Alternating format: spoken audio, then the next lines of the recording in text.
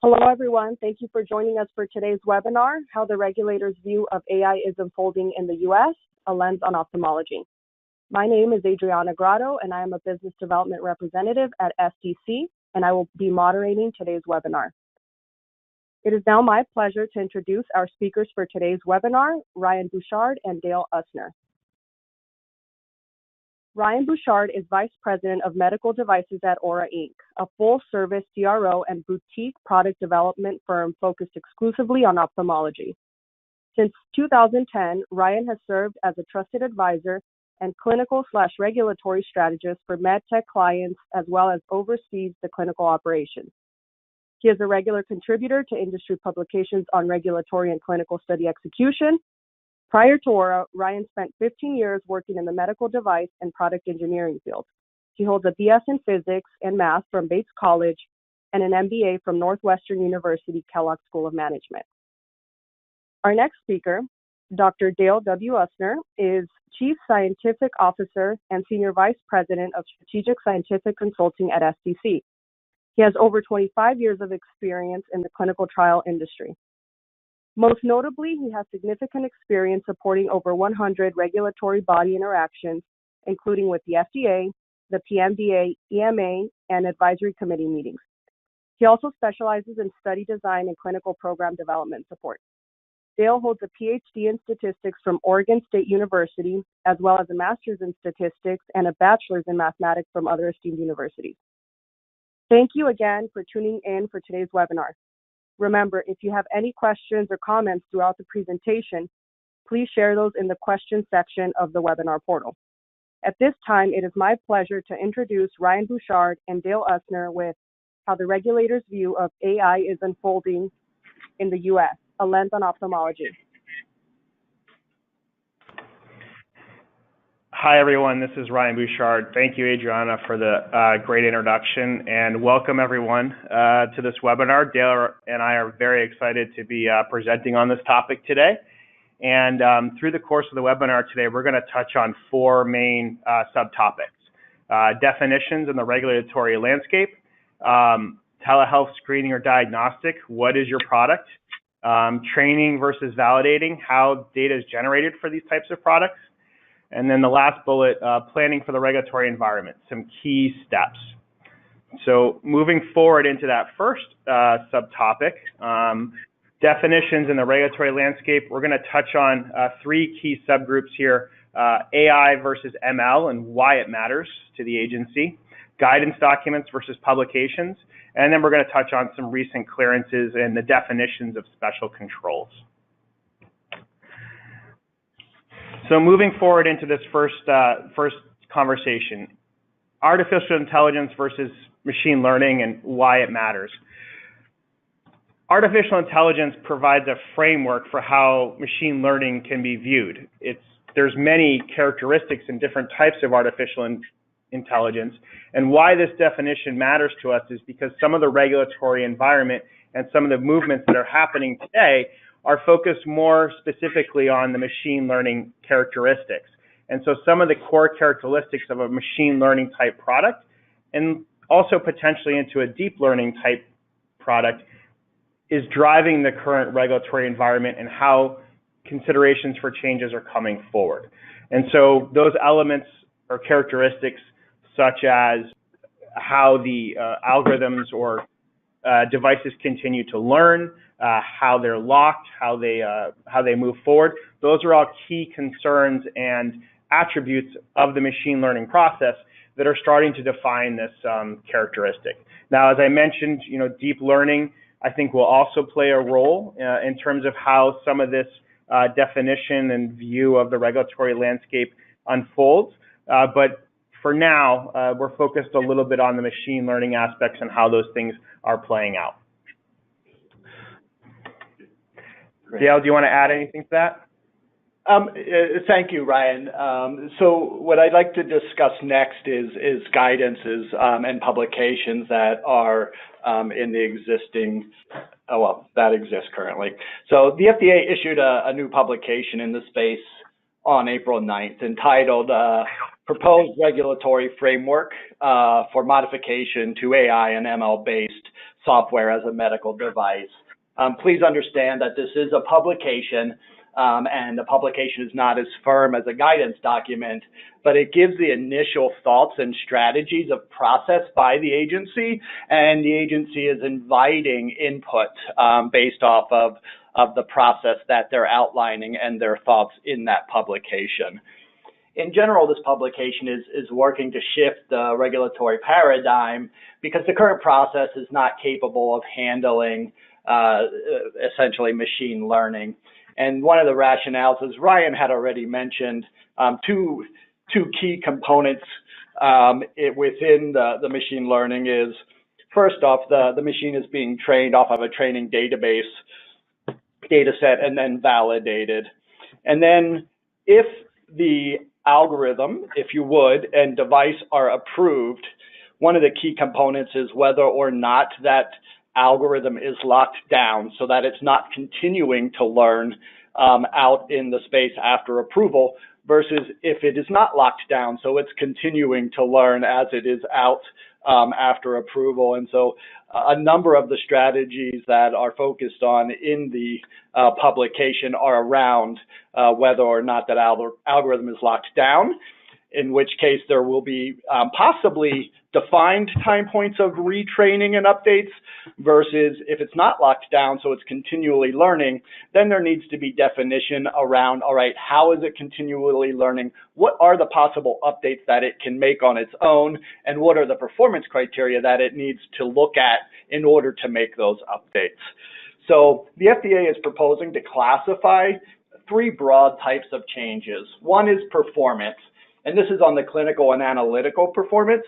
Essentially, this is if the machine is being trained on additional data within the same inputs, just additional data in order to improve the performance of the output. The next change is inputs.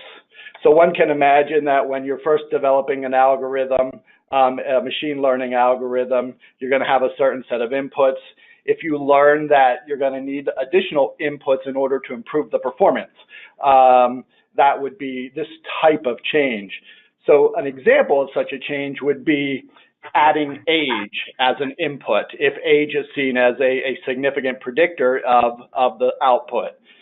Additionally, currently within the ophthalmic field, there's a lot of focus on reading fundus photography images and using those images to drive algorithms.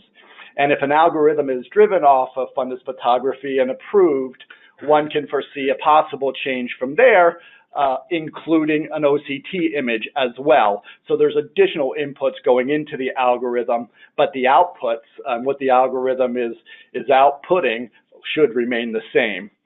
And then the last type of change is intended use, and this is really focused on output. Is the type of output going to change? For instance, if an algorithm is originally developed to screen for diabetic retinopathy, perhaps in use, one can see that with additional training, that same algorithm might also be able to screen for glaucoma or cataracts. And so by adding those additional outputs, screening for two other indications, that is changing the intended use.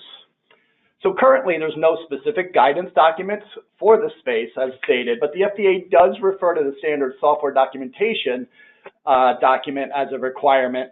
And then this publication that's been briefly introduced here is really looking at how the FDA, the framework for the FDA with respect to modifications of an artificial intelligence and machine learning algorithm. Yeah, so kind of jumping in on that a little bit, I think that it's very important to emphasize that, there are no specific guidance documents, and a lot of the conversations are happening, external to guidance documents being available, but, there's avenues to continue to interact with the FDA and move that forward. The two references at the bottom are two key references that we've highlighted today in this slide. So moving into the current approvals, recent clearances, and sort of emphasizing on the definition of special controls. In the ophthalmic space today, we do have one product that received clearance back in April 11th. IDX was able to move a product across the finish line here. Congratulations to them on that. And that really has set some of the framework with respect to how this is playing out in the ophthalmic field. Now, this is one indication. The important thing that we wanted to note here, though, is that they did have to utilize the de novo pathway. And a key element of the de novo pathway that we'd like to highlight is this concept of a definition of the special controls. And this is really a critical element for the agency and for the sponsor that's proposing a product to be moving into this space. And so the thought processes around the development of the special controls and how it's going to potentially impact future products coming into the market space, I would strongly encourage everyone to be very aware of what those special controls say and how they're being developed, and recognize that it's incumbent upon the sponsor in a lot of cases today to be having a hand in the development of those elements for the packages and these future landscape of how these products are coming onto the market. So with that section completed, we're going to move forward into the next topic 2. So a little bit into the products now. Telehealth screening or diagnostic. What do I want my product to do here? What are my potential options for the indications for use? Who may be my target user and why that's important? And then we're going to touch on what performance data may be needed. So we're going to talk about the endpoints, some study design characteristics, sample sizes, and analysis plans. Moving into the first kind of group here, talking about the indications for use and the target users. Indications for use are very important. We've highlighted these 3 different types of products today. This is going to be the framework for how our conversation goes. So we're talking about telehealth screening and diagnostic. There's keywords here that can help you identify what you want your product to do, and therefore how it might be associated into the regulatory framework that we're talking about today. So telehealth keywords you may see are storing, managing, displaying, enhancing images. On the screening front, keywords you might see are detect or diagnostic screening. And then on the last kind of bullet there with diagnostics, identify, severity, provide treatment selections. Those are kind of some of the keywords you'll see in the indications for use that'll help you understand where you may want to be from a framework perspective and what your requirements may be.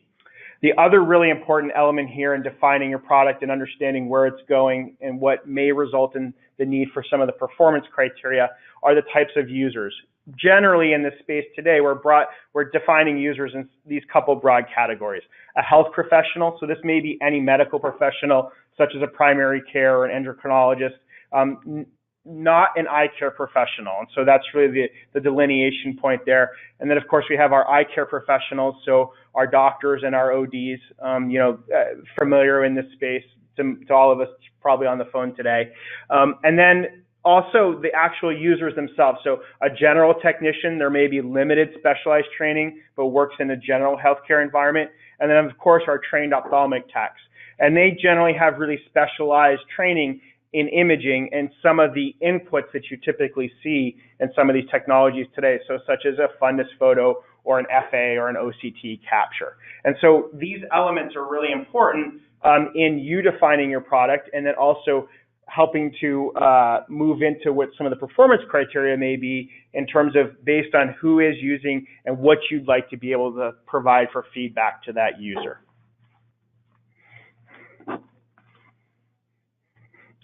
Great. Thank you very much, Ryan. So what I'm going to talk about for the next couple of slides is the performance data needed.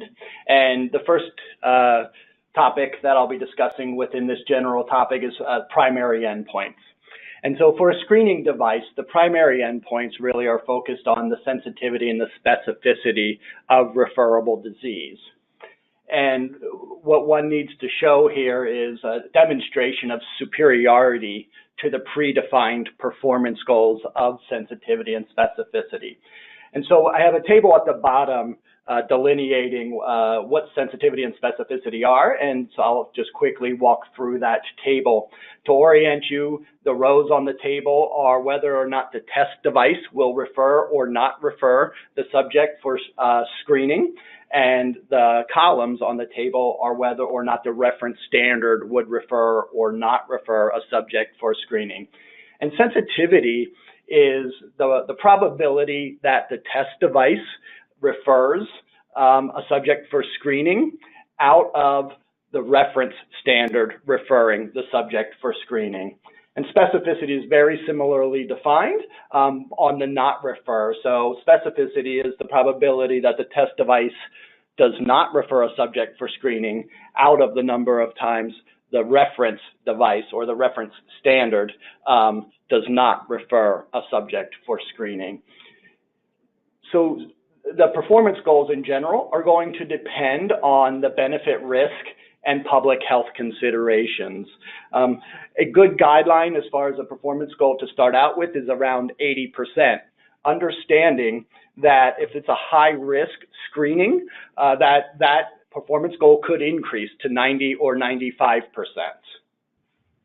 So just chiming in there too, Dale, I think that we just want to make sure that we emphasize today that potentially is a moving target within the space. As more products become available, as we see more baseline, as the clinicians and the users get comfortable and start to set expectations, like anything in a regulatory environment, and especially in the 510K world where we're utilizing predicates when we can, sometimes there can be expectations for increase in performance. And so we share these numbers today with everyone on the webinar, but recognize that is not necessarily the de facto bottom standard. It can move, and we encourage you to be aware of what else is going on in the market space with respect to some of these numbers. Thank you, Ryan. Within a diagnostic device, the primary endpoints are going to be very similar as with a screening device. However, in this case, what one is it should show is agreement of the test device output to the reference standard at each level of output.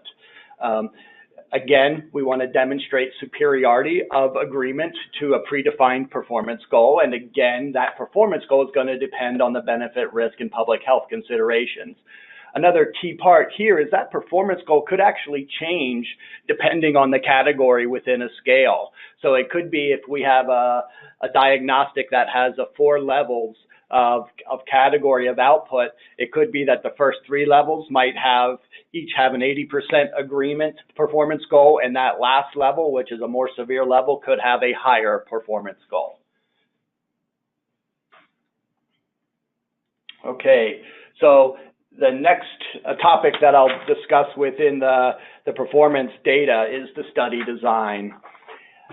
If we're screening, one of the key things on the study design that comes into play is that there's a desired state to have all comers in this study who meet enrollment criteria. And so what I mean by all comers is that essentially we're not enriching population for subjects where the reference would say refer or where the reference would say not refer, but instead it's an all-comers population. And the rationale for that is such a population is going to give you an unbiased estimate of the overall sensitivity and specificity, whereas an enriched population would not give you such an unbiased estimate without possibly some complex statistical methodology.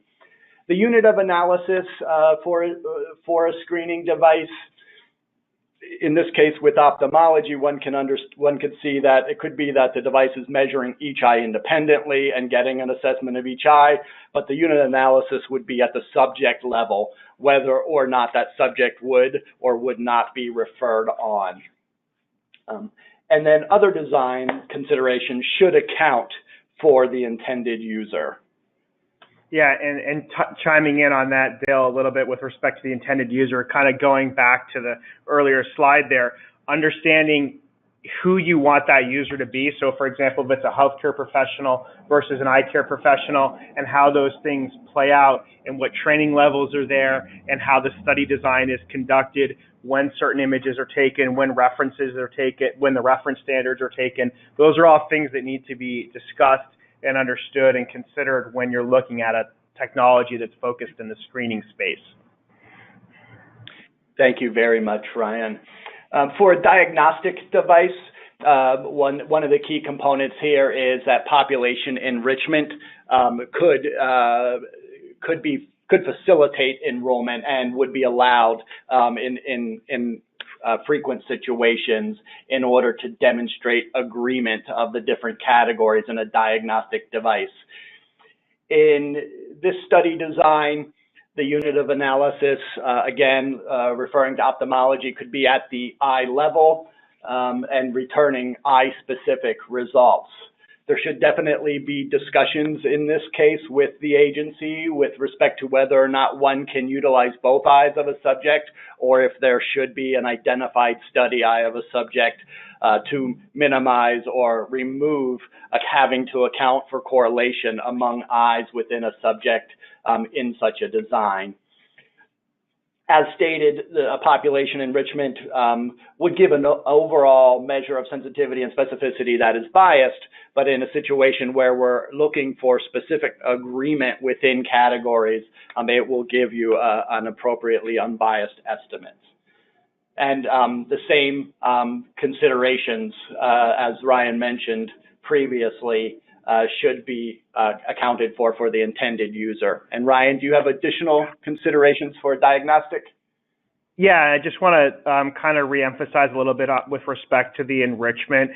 You'll hear the word enrichment, you'll hear other words in the regulatory environment, but as Dale mentioned, when you're looking at a diagnostic, it's very important to set up your criteria and understand what type of patients you do need there in order to return the result and show agreement with respect to the different disease states that you would be trying to identify that you can diagnose. And we're staying very generic on that level right now in this conversation because there's a lot of different products and concepts out there in the space today, and these scales and ideas are vary. And so we want to make sure that, though, that the overall concept is kind of discussed. We're happy to talk about more specific things offline, but you know, the concept of enrichment or prevalence or some of the other words that you'll hear in the regulatory environment is really important on this point.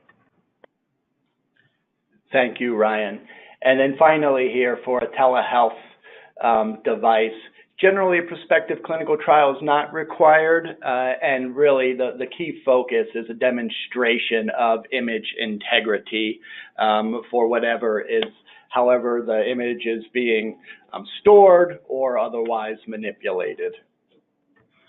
And that's really important. You know, what we did here on this slide is we're trying to have this conversation today sort of bucketing just these three types of products.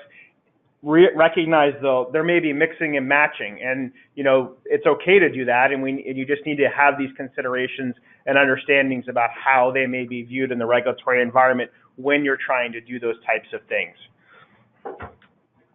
Great, thank you, Ryan.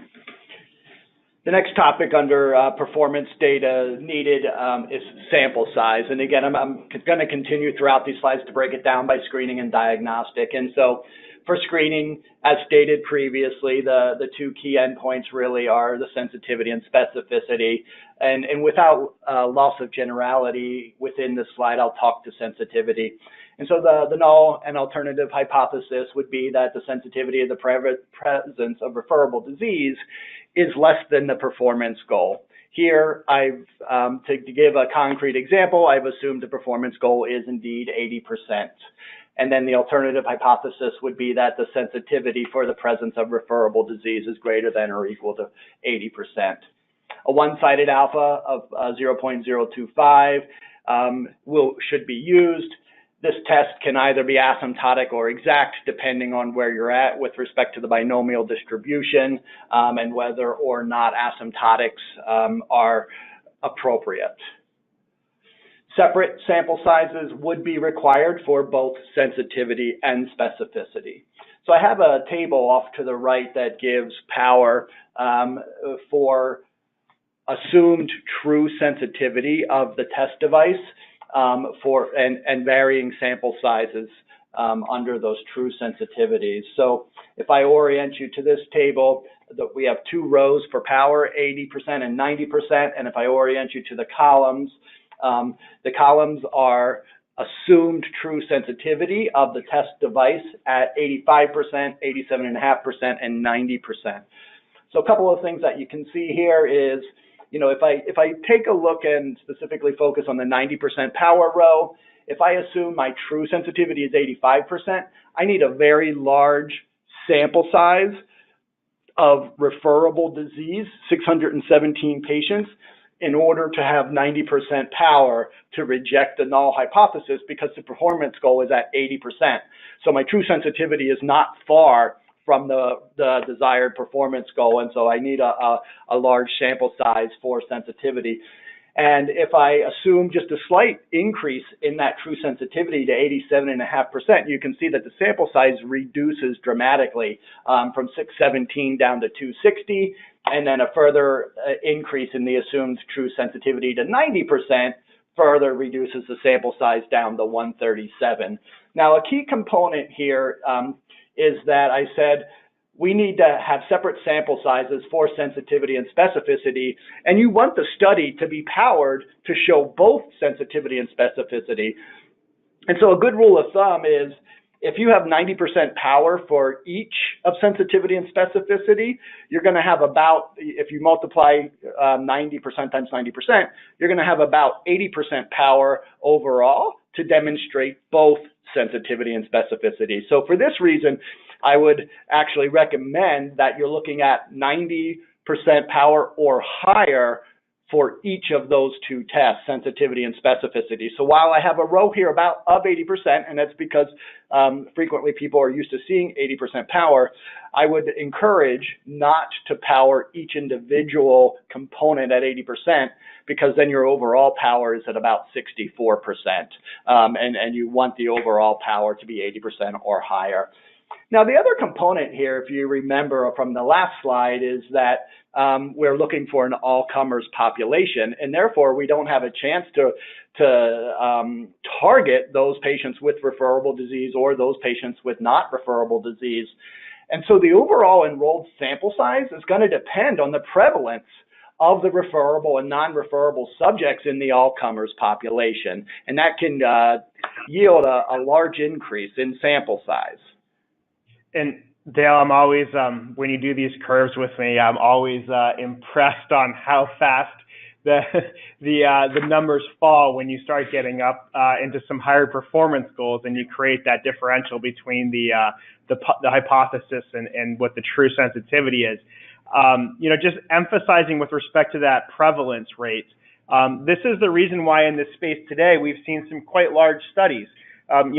In that concept of the requirement of looking at a screening device and the all-comers, you can see quite quickly how some of these studies may eclipse, 1,000 patients in order to get to the point of having the data that we need to be able to prove our hypotheses and our endpoints for these types of products. And I think that's a little bit of those are some larger studies in ophthalmology today that you're starting to see and sort of gathering these patients. And one of the reasons why it's really important to have a strong understanding of some of the prevalence rates and what we're looking for, and then also, as Dale mentioned here, really define your endpoints and define what we think the true sensitivity or true specificity could possibly be for the technology. Dale, you want to continue into diagnostics? Yeah, thanks, Ryan. For diagnostics, sample size calculation is very similar. And in this case, you're going to need to create sample size requirements for each category of diagnostic output. So one of the things I want to reinforce here is, again, the power of each of those individual categories of agreement for a diagnostic. And so, for instance, if we have 4 levels of a diagnostic output, and we power each of those at 95%, then overall we have about 80%, it's 81% power to demonstrate agreement in all 4. And so here again, the individual agreement powers have to increase in order to have an overall power across the however number of categories are in that diagnostic output. Here, though, what is nice is that if enrichment is allowed within the diagnostic, the enrolled sample sizes are not going to depend on the prevalence of each diagnostic category. Okay, so the next topic I'm going to move into, and it is my final topic on the performance data needed, are analysis plans in brief. And so what you see here, the first slide I'm going to talk through is a screening device, and you'll see a table that is similar to a table I had shown a couple of slides ago, where the row headers are refer and not refer for the test device, and the column headers are refer, not refer for the reference standard. And so what I do here is I give specific definitions of sensitivity and specificity. The cell contents, I've just labeled G with two subscripts, and those subscripts refer to whether or not it's a test device refer or a reference standard refer or not refer. And so in this case, sensitivity is defined as G11, and that's the number of times both the test device and the reference standard refer, divided by the number of times the reference standard refers, which is just G11 plus G21. And then specificity is the same. It's the number of times both test device and reference standard do not refer, G22, divided by the number of times the reference standard does not refer, G12 plus G22. So these estimates, of course, would be needed, as well as 95% confidence intervals and p-values testing against the performance goal. And again, here, asymptotic or exact, depending on the actual estimates. So while these next components would not necessarily or would not be the primary endpoint, they are very informative, and that is positive predictive value and negative predictive value. So positive predicted value would be similar to sensitivity, where the numerator is the number of times both the test device and reference standard refer. However, here the denominator is out of the number of times the test device refers, so G11 plus G12. And then similarly for negative predictive value, where it's the G22, the number of times both test and reference do not refer, out of the number of times the test device does not refer, G21 plus G22. Diagnostics are going to be very similar. I'm going to stick with a four-level category diagnostic. I've just named the levels grade 1, 2, 3, and 4. The agreement for each level will be defined similarly to what I have in the first bullet, where I look at the grade 1 agreement. And so the grade 1 agreement, again, is the number of times both test and reference say it's a grade 1 out of the total number of times the reference says grade 1-1. So it's essentially the first column, G11 plus G21 plus G31 plus G41. Again, 95% confidence intervals and p-values should be reported, where the p-values are testing against the pre-specified performance goal. And then predictive values, I would also suggest be estimated and summarized. And the predictive values here, again, for a grade 1 would be the number of times both test and reference are grade 1 out of the number of times the test states grade 1. And so that is a sum of the first row, G11, G12, G13, and G14. Okay, so thanks, Dale, for getting us through some of those statistics there. I think those analysis plans are really important. They really need to be considered, and it's a lot of information, everyone, but it's something that you have to be focused in on with respect to in your development processes. So moving into topic number 3, with respect to training versus validating and where my data is generated from. These are a lot of common questions we get here at Aura and STC on the training data sets and the validation data sets. So we're going to move through and talk about these two. So availability, non-clinical models, the characteristics and considerations, real-world data versus models on the validation side, outside U.S. versus inside U.S., and then some other general population characteristics. So moving into the training data sets conversation. With respect to the availability, currently in the ophthalmic space today, there's not a ton of large reference databases available, which really include a lot of the complete imaging sets for the inputs that a lot of people are looking at in this space today for machine learning. There are some smaller data sets available from some of the major academic institutions, but as it stands today, we see a lot of people going out and generating their own data sets and finding creative ways to collect that data internally in their organizations. With respect to the non-clinical models, we've seen the agency start to look at some mechanical representations of the human eye. They're starting to look in certain disease types where that could be an option, but recognize that none of these models are validated yet in the eyes of the agency. And so it's important to consider, coming back to the availability of bullet one, what's the pros and cons of generating a non-clinical model and working through that validation effort versus going out and collecting real world data and looking at it. And so those are things that, need to be weighed in the development cycle of the product. And that plays into a little bit of the data set characteristics and considerations that Dale wants to touch on here as well. Thank you very much, Ryan. So for data set characteristics and considerations, honestly, the key item is that the training data set is representative of what the test device will encounter in the real world. Both the power as well as the downside of machine learning is it's not going to limit itself. It's not going to, as humans, we limit how we think. A machine learning algorithm isn't going to necessarily do that. And so the training data set that you have to give it, or that you should give it, should be representative of what the test device is going to encounter in the real world.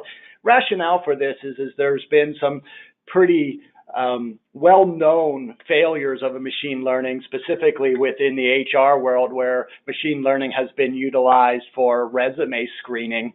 And what has happened is there's been a lot of old data used to train machine learning algorithm. Well, that machine learning, in a well-known case, learned to downgrade the resumes of women. And so what one wants to make sure of is if there's bias in that training data set, that bias is going to be inherent in the application. And so you want again, the training data set to be as well representative as possible to remove biases. Thanks, Dale. Moving on to validation data sets. Again, talking about real world data versus models. The model validations that haven't necessarily been completed.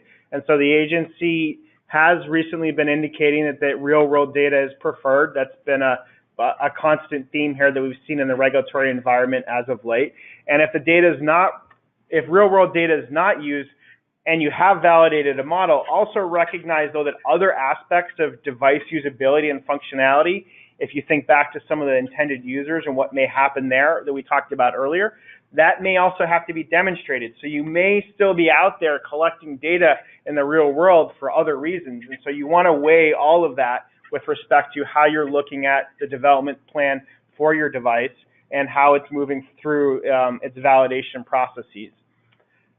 Touching on outside U.S. versus inside U.S. data, the agency is generally willing to accept validation data from outside the U.S., but it's really important to consider, some of these population characteristics that are listed next that Dale's going to get into. And so that blend and understanding how that works out is really important. Dale, you want to talk about these characteristics? Yeah, thank you. So a couple of key characteristics are that the demographics, race and ethnicity within the indication should mimic what we see in the U.S. within the indication. And so if we're going at ex-U.S. and the demographics of the patients with the indication are entirely different than what is seen in the U.S., that's going to be a concern. And so at the end, the amount of data used and the data used should mimic overall the demographic breakdown of the indication in the U.S. As well as another key thing to consider is that we need to demonstrate that the disease manifests the same in the U.S. population as it does in the validation set. And so one might consider it, posterior segment of the eye, if we, considering edema or retinopathy.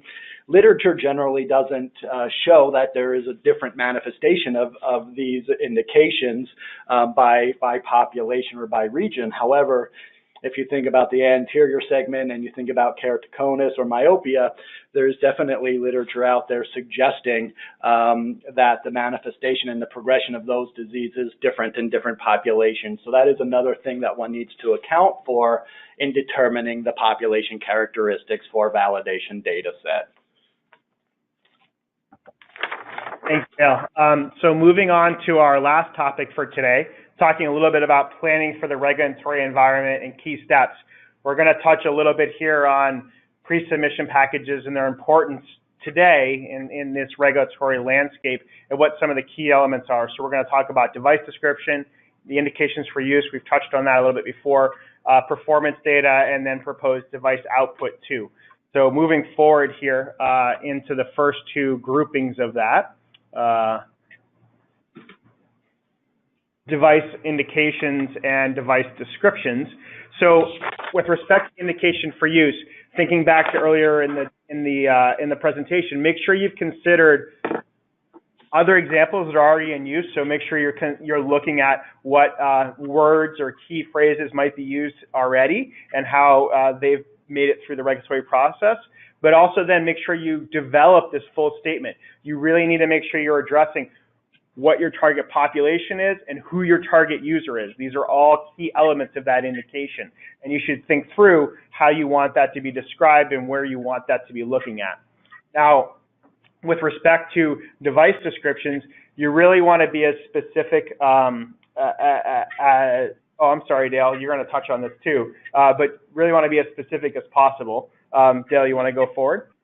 Yeah, absolutely. Thank you, Ryan. As Ryan was saying, we wanted to be specific as possible with the workflow diagram. And really what you want to take account of is the training and validating and performance components of the device, and especially if the algorithm or the device is going to be locked or not locked at approval. If it's not going to be locked at approval, you're going to need to have a workflow again that's going to account for, okay, what changes can be made, what are the performance characteristics that are going to need to be defined that it can automatically make those updates based off of those performance requirements if the algorithm is not locked. So that's a key consideration.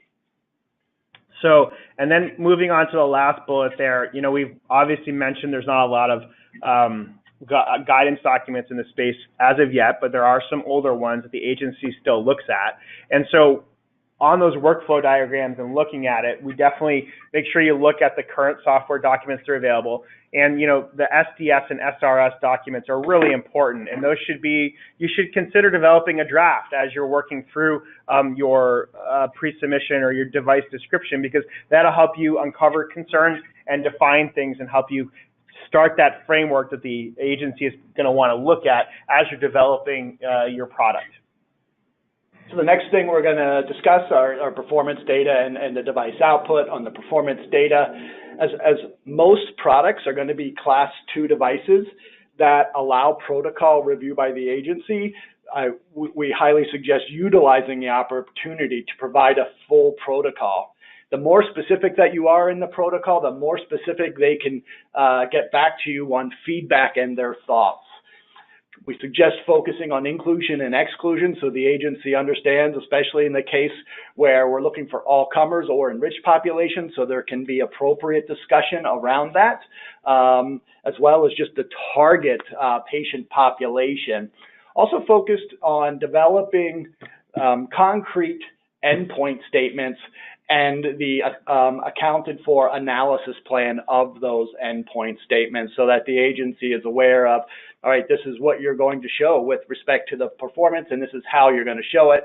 And then they can give appropriate feedback back to you on their thoughts on, let's say, the performance goals that are suggested and whether or not they believe the performance goals should be more than what has been suggested.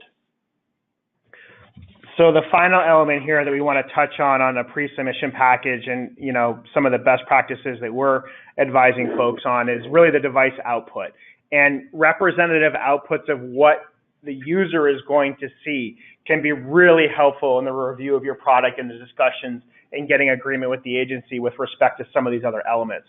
And so it's also really important to provide the multiple views.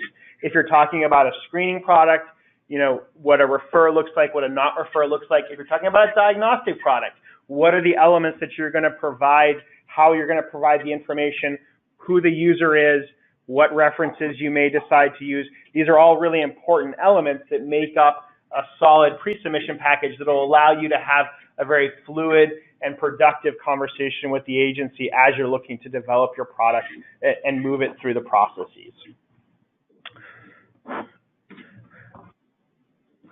So I think at this point, we're going to move into our conclusions and summary takeaways from our conversation today so far, so we can get to a few questions here at the end.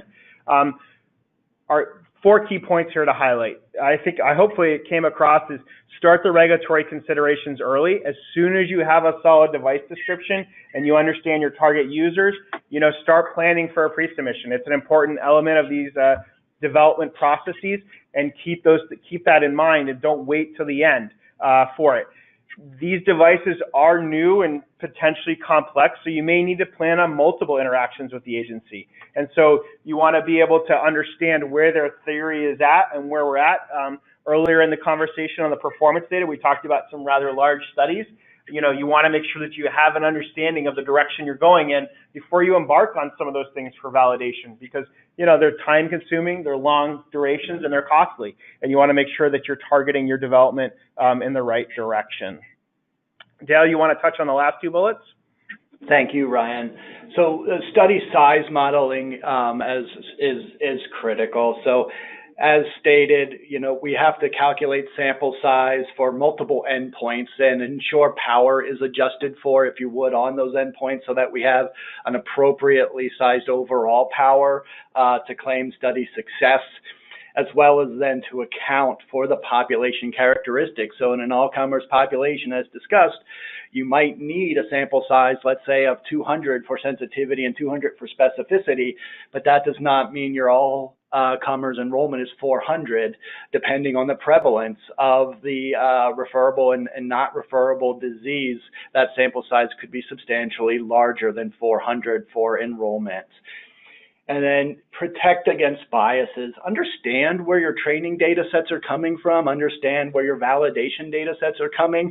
Don't pick and choose nice training data sets, because if you do that, you're going to interject possible biases into your algorithm that is then going to, at the end of the day, not demonstrate appropriate performance out in the real world. Thank you, Ryan and Dale. We will now move on to the Q&A portion of today's presentation. So to all participants, please continue to submit your questions and we'll do our best to answer them. The first question we have is, if you have to make one suggestion on the most important consideration in these ML development programs, what would it be? Okay, so I guess Dale, I'll take that one first, and then I'll let you respond secondly. Hopefully, it came across in the presentation today that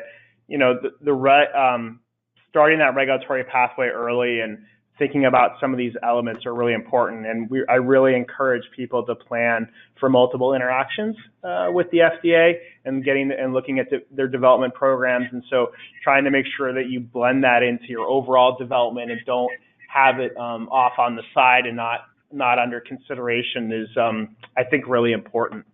Dale? Yeah, thank you, Ryan. So two key things for me. One really is understanding the prevalence of the disease on a study, so that for an all-comers, you know what sample size you truly need in order to get the sample size that you need for both refer and not refer. And the other is really more of a long-term, I would say, which is the device that's been approved has been a locked device. You've heard me say locked and not locked a couple of times today. So if you're interested in moving forward with a device that would not be locked at approval and really would allow for continuous updates, if you would, by as the device is getting used, it's constantly relearning and changing, if you would, its algorithm to predict, then really work through that with the agency, because there's going to need to be limitations put on what updates can and can't be made, as well as what performance goals are going to be needed at each of those updates to ensure that the algorithm really isn't going to go astray without appropriate oversight. Great. The second question is the following. There is a lot of talk about how AI can impact pharma development programs. How do you feel the talk today relates to this? Good question. So, today we talked a little bit about software as a medical device and sort of the landscape of moving these products in as it impacts patient care and understanding and sort of long-term management of patients with some of these diseases that folks are looking at. There is an element here, though, with respect to being able to identify patient subgroups, looking at how to, screen and do elements where, and drug discovery and other things of that nature. And so, some of the regulatory views that we've highlighted today aren't probably necessarily specific to that side of it, but there are some considerations to be had on there, and we'd be happy to talk about those more offline if there was a more specific question. But I think I delineate that there are differences here, but it's important to understand where some of the products and how they're getting onto the market today that are impacting the patient care, but then how those might be utilized later on in different ways that we haven't necessarily considered in this conversation. Dale, you want to add anything to that? Thank you, Ryan.